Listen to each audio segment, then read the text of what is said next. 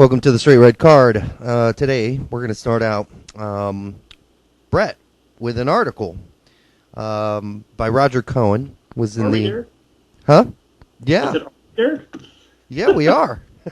Believe it or not, we're going to start out with an article by Roger Cohen called "The Puzzle of Two Footballs." By the way, before I start that, I mean you did a lot of partying. Speaking of football, this weekend, what was Party your? week. Did you have a favorite Super Bowl commercial? My favorite Super Bowl commercial was the Eminem one.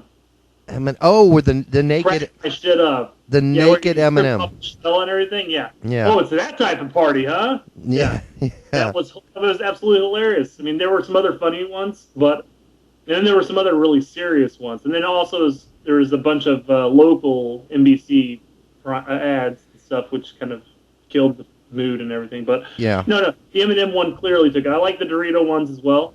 They're funny. Yeah, they weren't bad. Were they?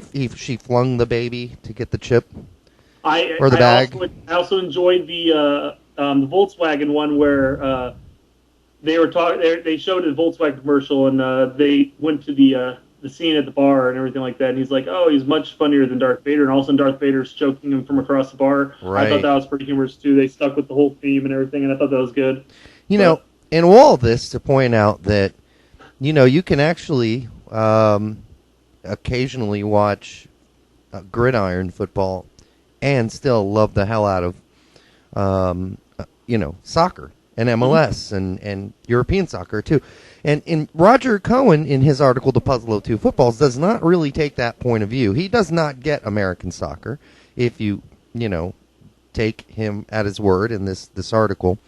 And I kind of took issue with a few of things that he had to say. He did wish Fox Sports or Soccer Channel, whatever, luck, because obviously Fox is going to go ahead and continue these big featured matches. And then one that went on that Sunday was Chelsea and Manchester United, and he goes on to compare that game with the New York Giants and the New England Patriots Super Bowl game. And he just kind of concludes, well, the better match of the two was the Chelsea-Manchester United match. Well, that's his opinion, and I happen to agree with him. But, that's my opinion. That's his opinion. But where he kind of goes off into fairyland for me, if you will, is that, and he's right on a lot of these things, but he goes on to say the growing numbers, okay, this is about the United States. This is not the place to bore everyone with the figures, he says. The growing numbers of youth soccer players, high school soccer players, soccer stadiums, and so on, demonstrating the growth of the beautiful game in the United States. So I guess what he's saying is that, you think with all these young kids out there playing soccer, that demonstrates some sort of growth in the sport in the United States. But the truth of the matter is that's not what demonstrates the growth of the sport in the United States, is it? I mean, it's the number of teams that we're adding to the league. It's the attendance. That demonstrates the growth of the beautiful game in the United States. Not how many. There have always been youth soccer leagues for the last, gazillion, numbers and numbers of years. Kids have been playing soccer in this country for a long time at this point. That doesn't show crap. What shows that the game is actually growing is that we have a bigger league, a growing league, in many ways a league that's adding teams and has a greater and greater attendance, at least in some stadiums, for the past number of seasons, right? I definitely agree with what you're saying there, Derek. I think what he threw out there was a bunch of sort of past. Well, a lot of people who aren't necessarily. Not saying he's not educated in soccer. I'm not saying that at all. But I'm saying a lot of people who aren't necessarily educated in soccer or really want to build up an argument or a case for soccer will throw out we got this large number of youth players playing. We get all this and the same amount of high school and this and that. There's more people playing soccer than anything. And it's an old argument, really, to really build upon. That's for sure. All the points that you made are spot on. The league is growing. The number of teams that they're basically including an expansion team every year, and that there are companies willing to invest. Yep. There are teams that are continually coming into MLS, and they are growing as a team itself. You look at Seattle, you look at Vancouver, you look at Toronto, Philadelphia. I mean, these are all teams that are getting some really quality attendance. And then you look at Montreal, and you can only assume it's going to grow as it's going to be up there. Oh yeah. But I see this article really as basically just another quote unquote global game piece. Mm-hmm. But it does have a sarcastically entertaining aspect to it. Yeah, well, I don't think they're really bashing. I don't think he was really bashing NFL. In fact, he said that both were entertaining. I don't know if that was sarcastic or not, but he said, I think he's basically just stating that he simply finds soccer the more entertaining sport, or in his case, football, European football. Shouldn't he be also, encouraged by the fact, because he ends the whole article by saying, it's all hopeless.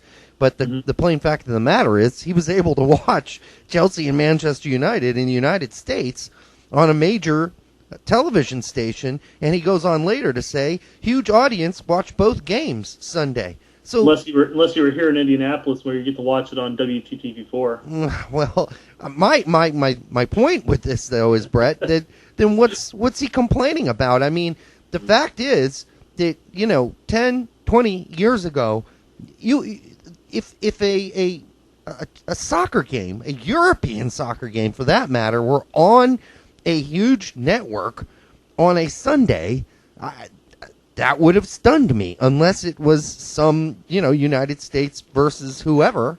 Those happen to be on, but they were all on, smaller channels. Mm-hmm. Here we have it on a main station. And then he goes on to say, and this one really got me, the fact is Major League Soccer remains a sad sideshow, attracting has-beens like David Beckham and Thierry Henry, and about as likely to produce an American celebrity as a darts tournament.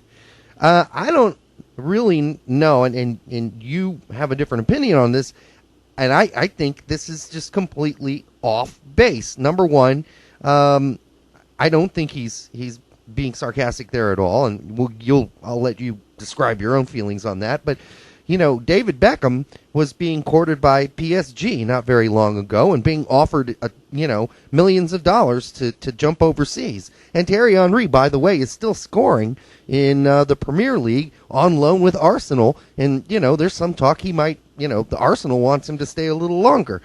These are hardly, has-beens. And I hope he's kidding, but I don't think he's kidding. I think he really believes these two players are has-beens. They're not. Well, and you know what? You used the exact same examples I was going to use. I think, in all honesty, when I read this, I didn't know it was a pro soccer article until about 3/4 of the way down the article. Yeah, I didn't either. Honestly, I was like, man, this is another soccer bashing article. This is great. Blah blah blah. All of a sudden, I was like, oh wait, he was being sarcastic through a lot of that. So in my opinion, I'm really thinking he was being sarcastic during the whole 3/4, because he does mention that they are has-beens like David Beckham and Thierry Henry. Because, again, Beckham for the past handful of years has been courted by AC Milan. He was wanting to be picked up by PSG, although he declined and re-signed with LA Galaxy. For his family, yeah. And then you have Henry, who's obviously being loaned back to Arsenal, and as you mentioned, Arsenal's looking to actually extend his loan period because he's scoring goals for them in the Premier League, the top level. Right. He's still doing it. You look at Landon Donovan, who also plays with LA Galaxy, but he goes over to Everton, and all of a sudden he's assisting. Everton's winning, or at least drawing games. I mean. Again, this is why I think he's being sarcastic. He could be just being a dick. That's what I think he's being. An ass about it and really downplaying MLS, despite the fact that if he really wants soccer to improve, like the idea of soccer to improve in the United States, he should embrace MLS. Right. He should be promoting it wherever he could. He should be saying, "Hey, you need to check this out. They've got some pretty quality players like David Beckham and Thierry Henry in it," instead of saying, "Oh, they're has-beens." Right. This is why I think he was being sarcastic, because it was a pro soccer article. You can be pro soccer and still think Beckham and Henry are way past their prime, right? But they're still proving that they aren't past their prime. Well, he doesn't know that. They may be past their prime, but they may be performing above their prime, or they may still be quality players. They may not be the best they were beforehand, but they may still be really world-class players. He's a Chelsea fan. Maybe he doesn't follow Arsenal. It doesn't even know Henry's there. That's possible. That's possible. Listen, I'm not taking a poop on Roger Cohen completely. I mean, the guy is a masterful writer. He's written some great articles for the New York Times over the years, but they're not on sports. They're on the conflicts in Eastern Europe. They're on a whole lot of different things that he knows a lot about, and this just isn't one of them. And I'm just suggesting that a guy like this not write an article like this because he doesn't know. He doesn't know that. It's ridiculous to compare, and maybe this is why you think it's sarcastic, and this is what he's doing in this article, compare the biggest sports event in the United States and then say, well, compared to that, MLS is just a sad sideshow. Well, no shit. Really? It's a sad sideshow compared to the Super Bowl? I mean, listen, I don't know where this guy thinks the sport should be right now. But, if you're going to compare it to the Super Bowl, it's ingrained in our culture. It doesn't mean that people aren't, that the sport's not evolving in the United States, because it clearly is. We have the Fox Soccer Network channel. We have soccer on more channels than I can even name at this point. On ESPN, they're showing soccer. And Fox is showing soccer. I mean, there's soccer all over. You couldn't find soccer anywhere just 10 years ago. Good luck. So, that's just another problem I have with this whole article. Well, and you definitely can't compare MLS to NFL. There's no way in hell you should ever make that comparison. Yeah. I agree. It's a dumb comparison. I mean, I don't think I watched a single football game this entire season. I sat there and watched the Super Bowl. Yeah. Well, I'm one of those. I'm not saying that I like the Super Bowl better than, say, a generic MLS game. Yeah. I mean, if I had to choose between the two, I would probably have the MLS game on TV and then watch the Super Bowl on a stream of some form. Right.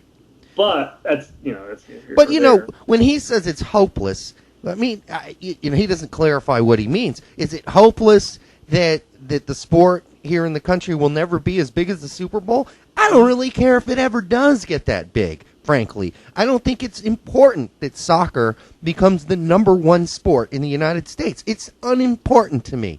If it becomes the 3 sport or the 2 sport, that's fine. I can live with being in the top 4, the top 5. The soccer does not need to be the biggest sport in the United States. And anybody who thinks it's going to be the biggest sport in the United States, maybe they are. They are kind of, they're not paying attention, because that's not going to happen. Will the sport continue to grow and get bigger and bigger? Yeah, sure, it will. Are there going to be less idiots out there who say a 3-3 tie? What? You mean nobody won in London? Yeah, nobody won. It's okay. A 3-3 tie. It's fine. It's not the playoffs. In fact, they don't have playoffs. So, and that's okay. You play a whole season, the team that won the most games, they win the season. And that's how it is. If you want playoffs, then in things that go to sudden death overtime or whatever, then watch, FA Cup, in the later rounds, if that's what you're into. But again, this is just, it to me, his complaints are invalid, the comparisons are invalid, and there's no reason why soccer and football, gridiron football, can't coexist, and we can all just be happy with the fact that the sport is growing, and it's growing at a fast enough pace, and it doesn't need to be number one.